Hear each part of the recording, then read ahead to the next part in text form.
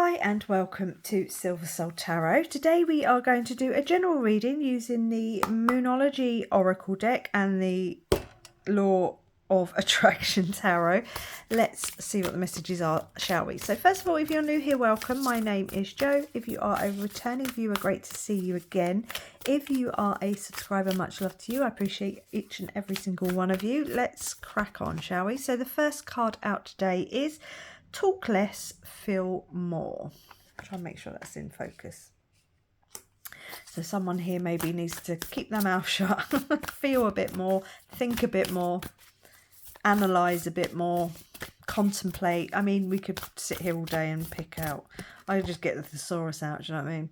The next card out is Cool Your Emotions. Okay, so someone here needs to just chill. Maybe they're getting a little bit ahead of themselves, getting a little bit emotional, a little bit hot-headed. I mean, Aries is a fire sign. Maybe you're being a little bit, act first, think later. But now's the time to rein it in, cool it down, calm it down. And let's see, shall we, what the messages is today. Messages is, that's awful. You've got the Strength card. You've got the strength to calm it down. You've got the strength, the courage, the confidence to withdraw this negative energy, this anger energy. It's not going to serve you in the long run. It's certainly not going to serve whatever the situation is that you're currently going through. Yeah, try not to be so hot-headed. I know a lot about Aries. A lot of the men in my life are Aries, father, brother, current partner, and even an ex-partner. So I am very aware of what Aries can be like. They're quite often, I mean, if you are an Aries, I'm not banging on at you, but it's just the general Aries energy that is that they can kind of be very arrogant, a little bit, think that they know everything. They don't think the same way that we do. I do anyway. I'm a Taurus, so we can butt heads. It's kind of that immovable force meets an immovable object, or whatever the term is. So just be a little bit, if you're not Aries, this is just a message to say be a little bit more cool. Think about things. Right, we've got the Ace of Wands. Okay, so the Ace of Wands, as you can see, is a new day dawning. It's something new, something to nurture, something to think about. I think as soon as you get control of these emotions, then that's when you start seeing a real difference in something. Well, let's keep going and see what this is. You've got the King of Wands. So, okay, he's very fiery. He's very passionate. He's very confident. So, I mean, all these Wands energies is fire sign. So, Aries, Leo, with the line there as well, and Sagittarius. So it's just about being in control. There's something here about not fully controlling your emotions, and I'm not sure why. Let's keep going. You've got the Seven of Swords in this deck. As you can see, it's pulling yourself out of a dark place. It's following the light. It's going to, it's going out of this dark tunnel. Maybe you've been or maybe you're going through a little bit of a dark night of the soul. It's about this ascension up and out into the light. So definitely now is the time to feel it, to heal it. Cool everything down before you say something or do something that you're going to regret.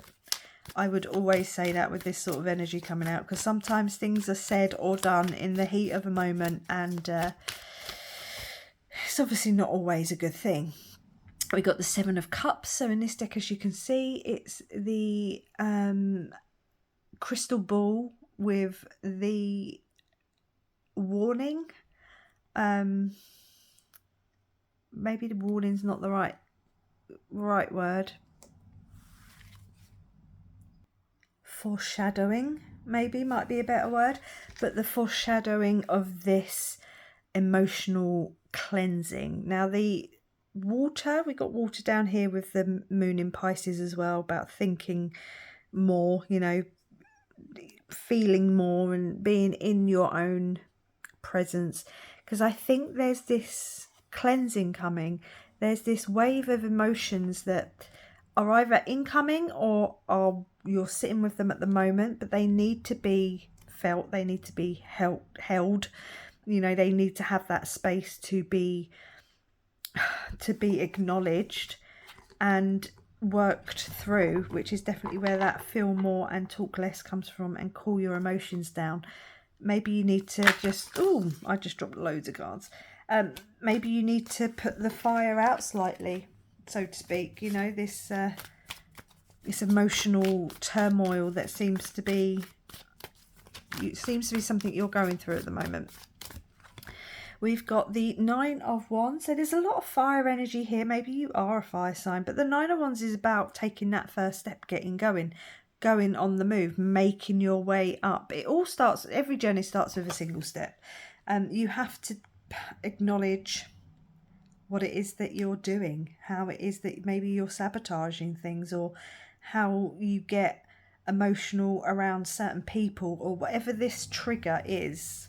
Whether it's a person, whether it's a place, whether it's your career, whether it's whatever, just words that people use. You have to be very open and honest and work through whatever this is. You've got the Queen of Pentacles. Now the Queen of Pentacles, as you can see, she's strutting her stuff, and I feel like that's just a bit of an extra bonus, you know, confidence boost. You got 3 really confident cards here, and I don't think whatever this is going to hurt your confidence in any way. In anything, I think it's going to boost it.